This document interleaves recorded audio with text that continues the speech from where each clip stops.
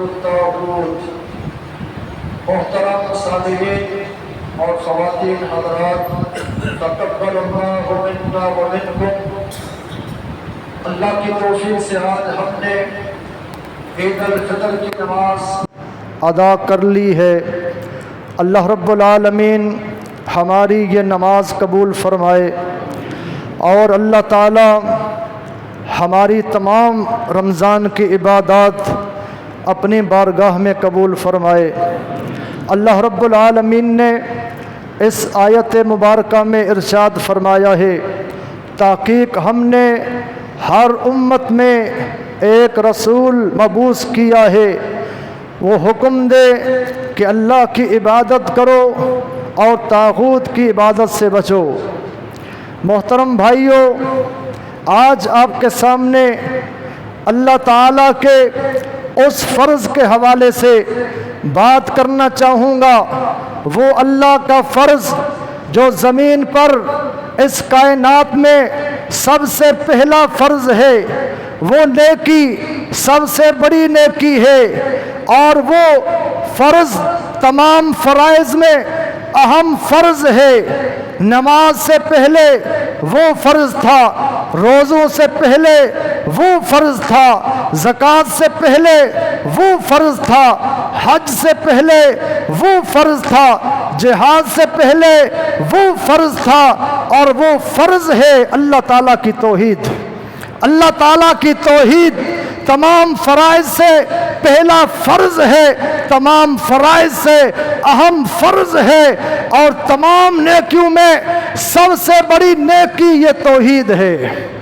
اس توحید کے حوالے سے آپ دیکھیے اللہ رب العالمین نے قرآن مجید میں کیا ارشاد فرمایا۔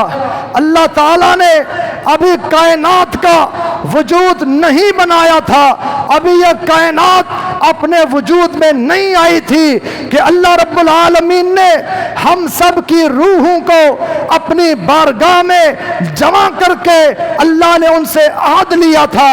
اللہ تعالیٰ نے سب سے پہلے ان سے توحید منوائی اور ان سے توحید کا اقرار کروایا۔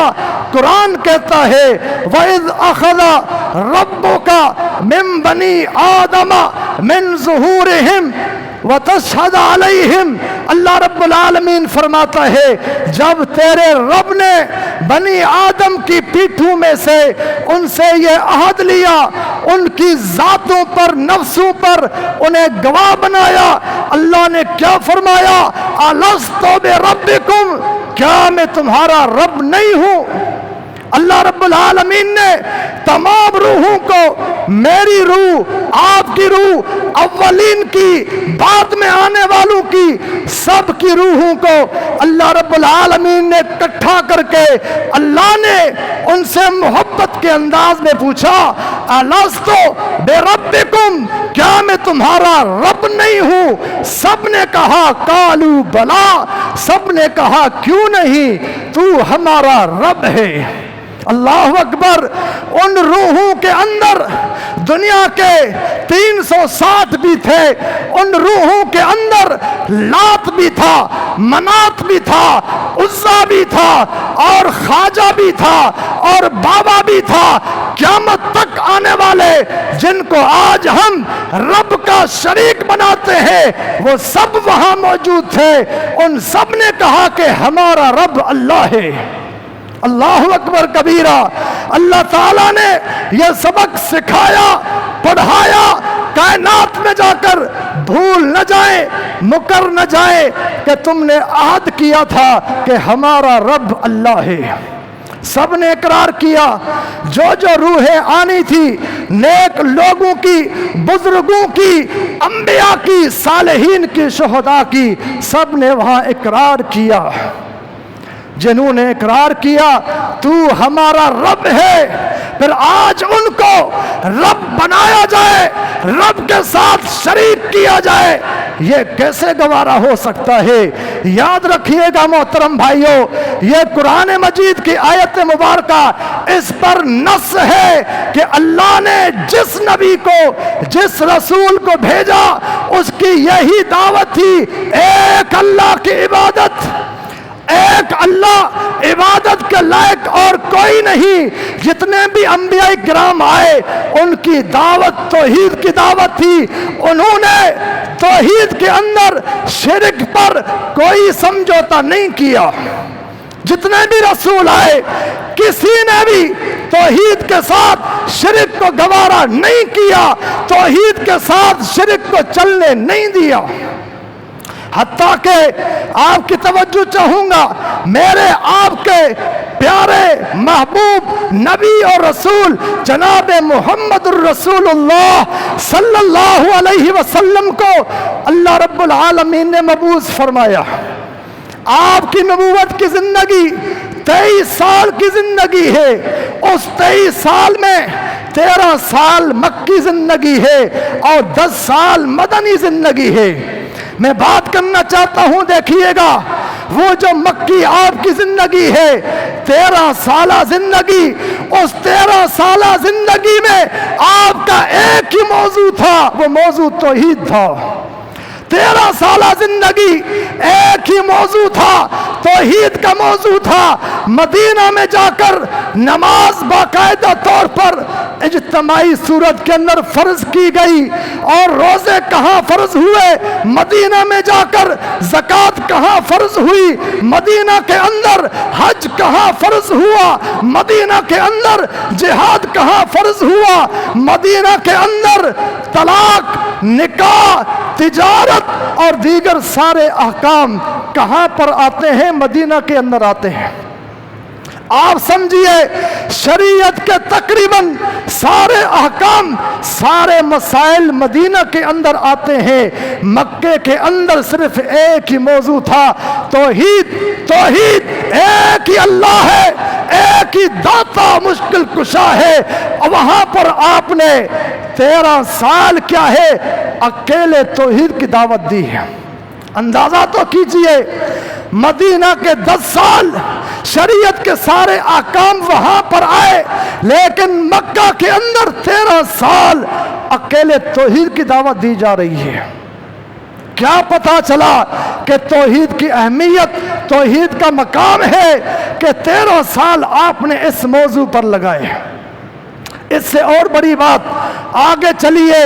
مکے کے اندر جس قدر برائیاں تھیں ان پر سمجھوتا ہو سکتا تھا, ان کو برداشت کیا جا سکتا تھا. آپ کی توجہ چاہوں گا, مکے کے اندر شراب پی جا رہی تھی, شراب کو حرام نہیں کیا گیا, سود کا کاروبار ہو رہا تھا, سود کو منع نہیں کیا گیا.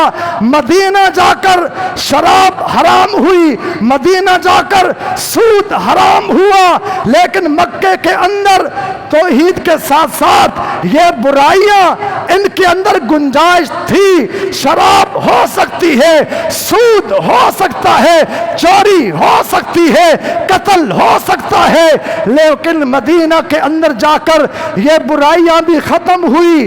لیکن اس سے قبل میں کہنا چاہتا ہوں, توحید کے ساتھ شرک کا سمجھوتا نہیں کیا گیا. سود ہو سکتا تھا, شراب چل سکتی تھی, لیکن توحید کے ساتھ شرک کی کوئی گنجائش نہیں تھی.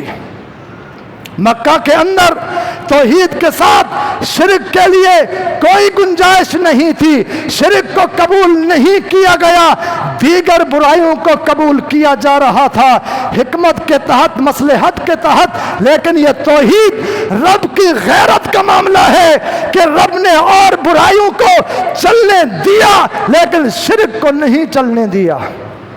کیا پتا چلا کہ شرک توحید کے ساتھ نہیں چل سکتی. توحید کے ساتھ خالص اللہ کی توحید ہوگی, کسی اور کی شراکت اللہ قبول نہیں کرتا. دیکھیے قرآن میں کیا آیا ہے. مشرکین کفار مکہ آپ سے کہا کرتے تھے, آئیے سمجھوتا کر لیتے ہیں, آئیے مل کر عبادت کرتے ہیں. 1 سال کے لیے ہم آپ کے رب کی عبادت کرتے ہیں, 1 سال کے لیے آپ ہمارے بتوں کی, معبودوں کی عبادت کریں. سمجھوتا چاہتے تھے کہ امن ہو, سکون ہو. لیکن اللہ نے کیا جواب دیا؟ قل افغیر اللہ تأمرونی اعبد ایھا الجاہلون. اے جاہلو, کیا تم مجھے حکم دیتے ہو کہ رب کے علاوہ کسی اور کی عبادت کروں؟ قرآن اترا، قل یا ایھا الکافرون لا اعبد ما تعبدون ولا انتم عابدون ما اعبد ولا انا عابد ما عبدتم ولا انتم عابدون ما اعبد لکم دینکم ولی دین۔ اللہ تعالیٰ نے پوری سورت مبارکہ اتار دی کفار سے شرک پر، مشرکین سے شرک پر سمجھوتا نہیں ہو سکتا۔ اللہ نے فرمایا کہ اعلان کر دو، لا اعبد ما تعبدون، جس کی تم پوجا کرتے ہو میں اس کی عبادت نہیں کر سکتا۔ دیکھیں کلام میں تکرار ہے، دو مرتبہ الفاظ آئے ہیں۔ اللہ تعالیٰ نے تاکید پیدا کرنے کے لیے اس میں تکرار رکھا۔ مفسرین لکھتے ہیں، امام بخاری رحمہ اللہ رحمتاً واسعہ فرماتے ہیں لا اعبدو، اس کے اندر موجودہ وقت کو بیان کیا گیا کہ ابھی موجودہ میں تمہارے معبودوں کی پوجا نہیں کر سکتا۔ پھر آگے کہا ولا انا عابد ما عبدتم، مستقبل کے اندر بھی، آئندہ بھی کبھی میں تمہارے معبودوں کی پوجا نہیں کر سکتا۔ اللہ اکبر، موجودہ وقت میں مجھ سے امید نہ کرو، آگے چل کر مجھ سے امید نہ کرو۔ ابن تیمیہ رحمہ اللہ فرماتے ہیں پہلا جملہ فعلیہ ہے، جملہ فعلیہ مطلب یہ ہے میں عبادت نہیں کروں گا، عبادت نہیں کرتا، اور آگے جملہ اسمیہ ہے۔ جملہ اسمیہ کا معنی یہ بنے گا کہ نفی کی تاکید ہے، میں کبھی بھی تمہارے معبودوں کی عبادت نہیں کر سکتا۔ محترم بھائیو، ماہ رمضان گزرا، روزے کس کے قبول ہوں گے؟ اعتکاف کس کے قبول ہوں گے؟ رحمت کا مستحق کون بنے گا؟ مغفرت کس کی ہوگی؟ جنت کس کو ملے گی؟ جس کے پاس توحید ہے۔ اس لیے توحید کا انتخاب کیا کہ روزے رمضان عبادات یہ اللہ تعالیٰ اس سے قبول کرتا ہے جس کے پاس توحید ہے۔ توحید نہیں تو یہ اعمال قبول نہیں ہوتے۔ میں دعوت دینا چاہتا ہوں محترم بھائیوں، آج ہم جو کہتے ہیں ہمارا خواجہ، بتائیے جب اللہ تھا خواجہ نہیں تھا، دنیا کو کون کھلاتا تھا؟ دنیا کو کون روزی دیتا تھا؟ خواجہ نہیں تھا۔ هو الاول والآخر، اللہ سب سے پہلے تھا، اللہ سے پہلے کوئی بھی نہیں تھا، نہ لات تھا، نہ عزا تھا، نہ منات تھا، نہ 360 تھے اور نہ خواجہ تھا۔ اور خواجہ آیا پھر خواجہ چلا گیا، خواجہ کے بعد دنیا کو کون کھلا رہا ہے؟ یہ نقطہ سمجھیے محترم بھائیوں، یہ نقطہ اچھی طرح سمجھیے۔ جب خواجہ نہیں تھا، روزی کون دے رہا تھا؟ خزانے کون دے رہا تھا؟ اللہ ہی تھا۔ اللہ شروع سے اللہ آخر تک یہ آئیں گے اور جائیں گے، یہ ماں کے پیٹ سے پیدا ہونے والے اللہ کے شریک نہیں ہو سکتے، یہ اللہ کے محتاج۔ اللہ تعالیٰ ان کو محتاج بناتا ہے، یہ منہ نہیں کھول سکتے۔ اللہ ان کے ماں کے پیٹ میں روزی پہنچا رہا تھا، یہ روزی کے محتاج، یہ صحت کے محتاج۔ اندازہ کیجئے ہم توحید کو کیا سمجھے ہیں۔ افسوس سے کہنا پڑتا ہے توحید کا علم توحید آج اس سے ہم غافل ہیں۔ مدرسہ پڑھ کر حافظ بننے والے توحید کو نہیں جانتے، بڑے بڑے مدارس بنے ہوئے لیکن توحید کا علم نہیں ہے۔ اگر مدرسے کے اندر بھی توحید کا علم نہیں، فارغ ہونے کے بعد بھی توحید کا علم نہیں آیا تو کب آئے گا؟ تو توحید پر ہمیں غور کرنا ہوگا، توحید کو اہمیت دینا ہوگی، توحید کو سمجھنا ہوگا۔ یہی انبیاء کرام کی دعوت، رسولوں کی دعوت ہے کہ تمام انبیاء کرام کا مشترکہ دعوت، انبیاء کرام کی مشترکہ جو ہے پیغام، وہ توحید کا پیغام تھا۔ ہم بھی توحید کو سمجھیں۔ اللہ تعالی ہمیں توحید خالص کی، عقیدہ توحید کی سمجھ عطا فرمائے تاکہ اللہ تعالی ہم سے راضی ہو کر ہمارے اعمال عبادات قبول فرمائے۔ وآخر دعوانا الحمدللہ رب العالمین۔